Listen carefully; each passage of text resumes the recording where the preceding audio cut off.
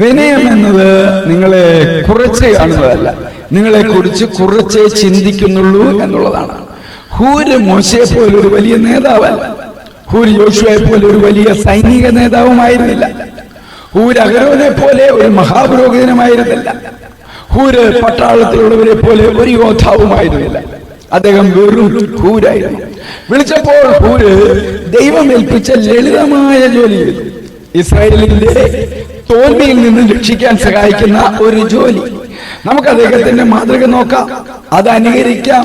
കൂട്ടായ്മയിൽ മോശയെയും യോശുവയെയും അഹരോനെയും പോലെ ശക്തിയുള്ള നേതാക്കൾ കുറവാണ്. പക്ഷേ നമുക്ക് എല്ലാവർക്കും ഹൂരിനെ പോലെയാകാം. 1 കൊരിന്ത്യർ 12:14 ക്രിസ്തുവിന്റെ ശരീരം ഒരവയവമല്ല, അനേക ഭാഗങ്ങൾ ചേർന്നതാണ്. കുറച്ച് പേർ മുന്നിലാണ്, പക്ഷെ ഓരോ വ്യക്തിയും ആവശ്യമാണ്.